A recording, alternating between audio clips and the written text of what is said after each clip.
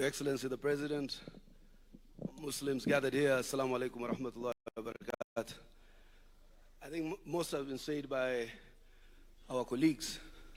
Honorable Duale and I will recall, before the elections, hii muungano wetu ulifanya ahadi nyingi sana, especially kwa jamii zile za wachache na zilizotengwa.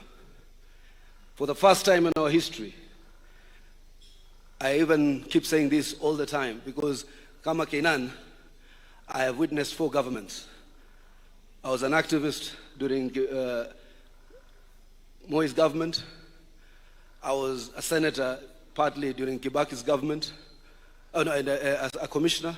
I was a senator during Uhuru Kenyatta's government. And I am now Secretary General during William Ruto's government.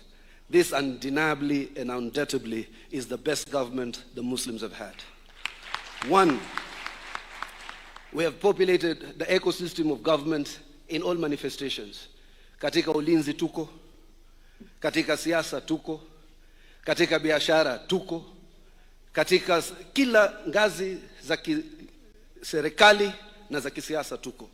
In fact, I think it is the empowerment of the minorities that has elicited such enormous reaction from those people who are entitled with this shareholding philosophy towards William Ruto's presidency. Lakini mimi nataka kukuashua, Your Excellency, this community stands by its word.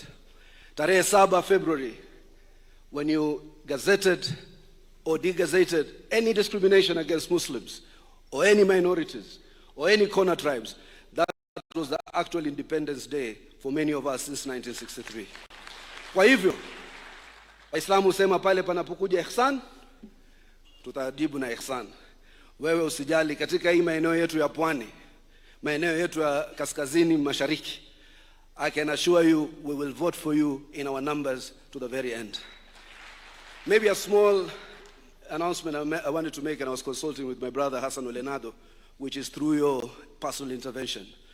Last year, tulimleta Secretary General of the Muslim World League, Dr. Isa hapa, State House.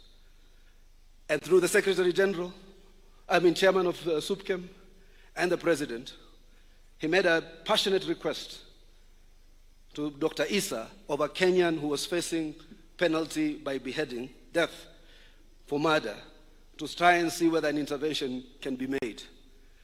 I think the ambassador of Saudi Arabia to Kenya, Ambassador Khalid, and our ambassador in Saudi Arabia have confirmed that that request has since been honored.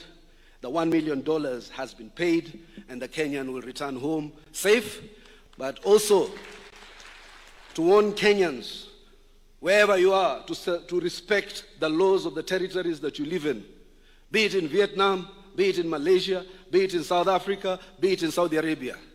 The government can intervene, but the government has its limitation. Ukiamua uende kwa territory ya mtu, heshimu sheria ya mtu, so that Kenyans are law-abiding and peace-loving people.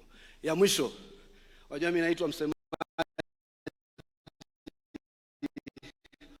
wa UDA. So ile mtu, kuna wakati mmoja jamaa mmoja wa mlima alisema kuna karatasi vinapelekwa. So mimi mara nyingi sana ndio patia watu karatasi, hizo utazungumza hivi. Dania atazungumza vile. So others will speak more and more about the UDA party. But my request to you, for us to strengthen our hand, I am requesting you as Muslims, because politics is not alien to us, to become members of this great party. The deputy party leader is now a Muslim, my brother Isa Timami. The Secretary General is a Muslim, Hassan Omar. Aden Duale is in this party. Many other leading Muslims are in this party. I'm sure Kenan will join us soon. I'm sure Ado will join us soon. I'm sure many of you will join us soon. I can see Ali Hashako there.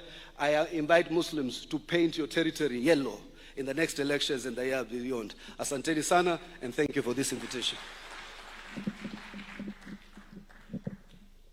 Asante Senator Hassan, our Secretary General.